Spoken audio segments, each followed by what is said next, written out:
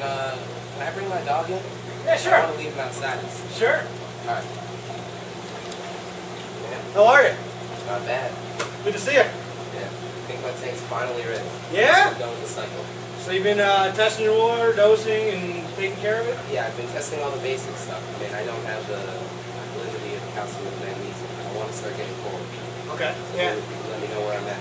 All right. Well, let's find out. You still do weekly water changes with water from us? No, not really. Not really. I don't need to go to work. I'm just doing local. Oh man.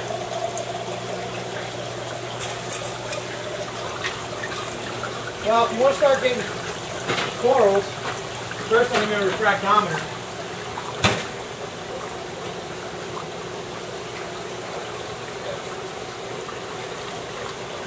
So one of these good. We don't have the refractometer. Alright, so if you want to keep corals, it's important to maintain the three big elements and dose according with 3 parts, or do effective water changes with stable water that's balanced. You need stable alkalinity, stable calcium, and stable magnesium along the same levels of what natural seawater goes by. And I'll explain each one as I'm testing it here, but you can get these 3 test kits. You know, they're really inexpensive. I mean, this is the carbon hardness or the alkalinity test kit, and really it costs $7 or $7, I believe, and you get about 50 to 100 tests out of it. So it's really, you know, it's inexpensive. And then the calcium test kit comes with 2 bottles, and this one's $12. And this will make sure that there's enough calcium available for your corals to actually solidify and grow skeleton. The alkalinity is going to control your pH, which allows your invertebrates like anemones and starfish and corals to actually not break down or deteriorate if the pH fluctuates, which it will happen normally. Yeah, my pH has been a little low. Okay. Like 7.9. Okay. And that's when you're getting close to the threshold of what could harm, you know, invertebrates, especially corals. Fish have the ability to move around, you know, but corals don't. So you can have success with a fish tank and have low pH like that. But once you start stepping into stony corals or starfish or anemones, you know, they don't have the ability to maintain their balance, and they rely on stable pH around 8.0 to 8.3. Really, 8.3 and 8.2 to 3 is much better. So your alkalinity will buffer that and keep your pH at that level, which is more desirable. So let's find out what you got. First, I'm going to fill this to 5 milliliters. I just use a standard API test kits. I trust them. I mean, some people have specific test kits they like. I just use the API because they're inexpensive and I've never had one let me down yet. Looks like Fido's having some fun. Maybe too much. Alright, so now I got the 5 milliliters for the calcium and alkalinity. And all I'm going to do is just shake up my test kit a little bit. You always want to shake it up. Now what happens is as you drop it in, you want to be straight up and down. 2, 3, 4, 5. So basically your carbon hardness, or what a lot of people call alkalinity, is going to be good at 8 to 9 drops. Well, you can see it's blue now at 5, so the second it turns yellow is where you want to be dosing or raising that alkalinity, because your pH is draining that alkalinity past that point of where it's maintaining like natural seawater. So that's at 5, so let's see, this is 6, shake it up again, still blue, 7, shake it up, still blue, 8, see it's starting to change color, so you're at about 8.5. There you go. So you're at about 8.5, which is acceptable. I usually try to maintain it around 9. You know, my DKH around 9, because then I have a little bit of a buffer just in case I go on vacation or I skip a day and I don't dose. Then my alkalinity drops, my pH doesn't stay down and not get buffered. So 8 or 9 is okay, but now is when you want to test and watch it. And then we carry Aquatic Essentials. There's a lot of ways to actually buffer your pH, but we carry, or your alkalinity, but we actually carry Aquatic Essentials.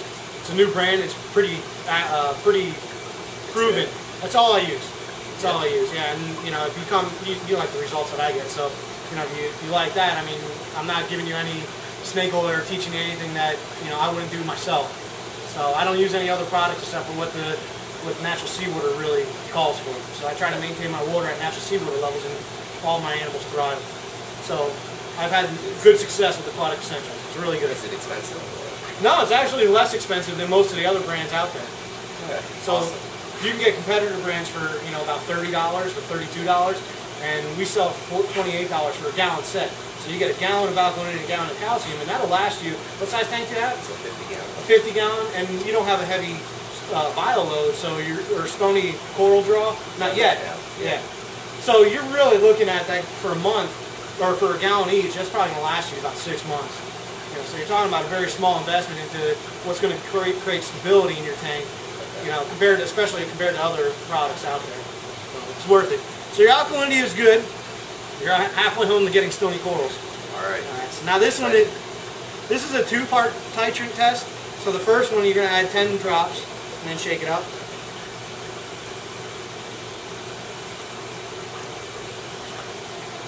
And then this is the titrant. You get about 200 tests out of this, I believe. I don't remember exactly, but it's a lot. You're not going to, this will last you a couple months too. And for $12, I mean, you can't beat that.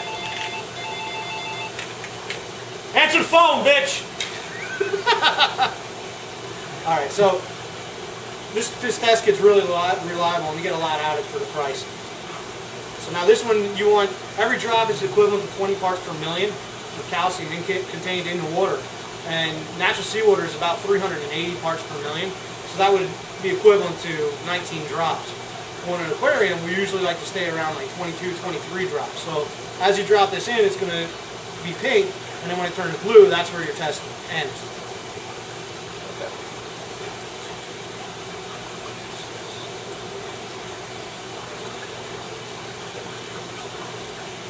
So I usually like to start around like 15 to 18. Wow, it's already low. Your calcium's low in your tank, so you have to raise that. You haven't been dosing? Okay, so now you know you have a deficiency in calcium, and you want to raise that. And there is directions on the container, so you just have to raise it accordingly so it's within natural seawater. And I'll give you the information in a packet that I have that's written by a gentleman with a PhD in chemistry, and he just happens to be an aquarist, so it's really good info, and it breaks down every parameter where you should maintain it, why, and what's not worth maintaining. And there's a lot of products on the market that aren't worth maintaining that people sell items to maintain it. It's just not worth it. The calcium is definitely worth it. So with low calcium, I'm already going to assume that your magnesium is low, because calcium has a relationship with magnesium just as pH has a relationship with alkalinity. So if your calcium is low, your magnesium is going to be low.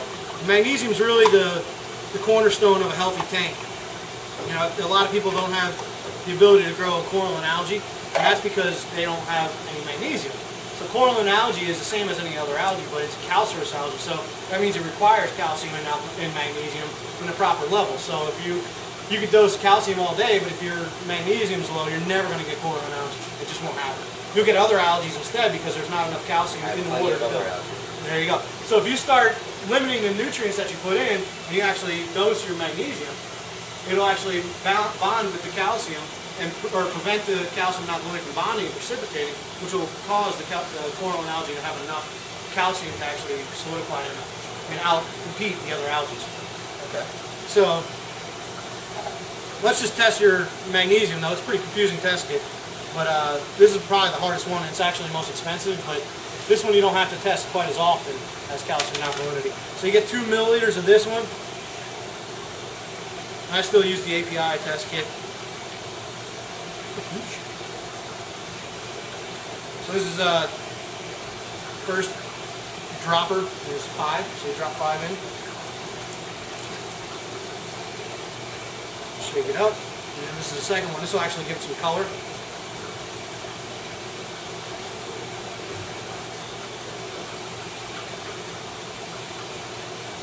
Just shake this guy out a little bit. Now it's red. So just as the calcium, when it turns blue, that's when it's done. So you really want So it's another titration. Correct. Yeah, and a lot of test kits are like titration tests. They're test kits like that. So what you do is you fill this to the 1 milliliter line, and then you want to get this to where it turns blue. So I'm going to go until it starts to turn blue, which is about there.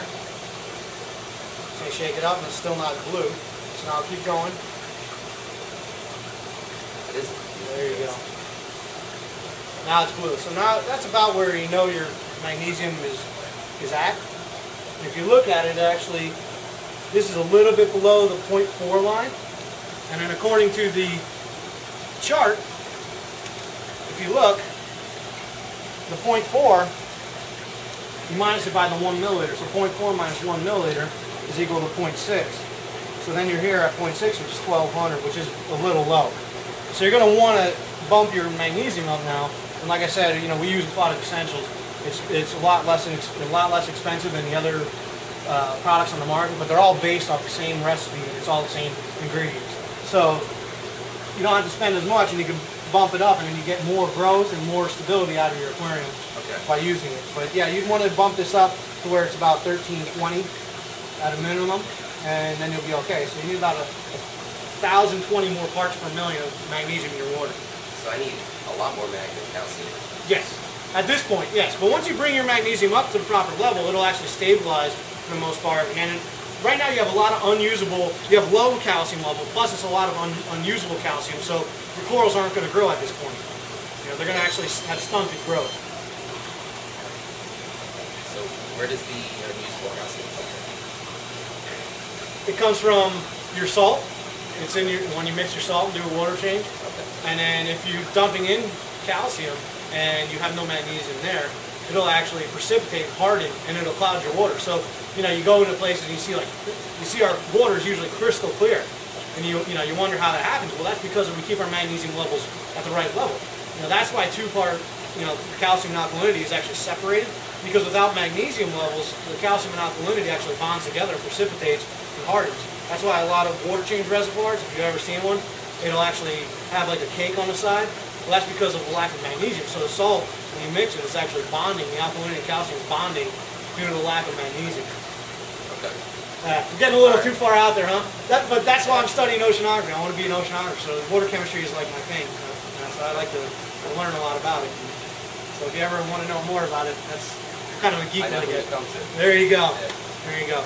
So you need calcium and you need magnesium before we can get you a stony coral. So even though I know you're anxious to buy some today, I don't want to take your money and have you, not have a coral that survives. So let's get your water right and come back next time and we'll get you some corals. All right, that's fine. Okay.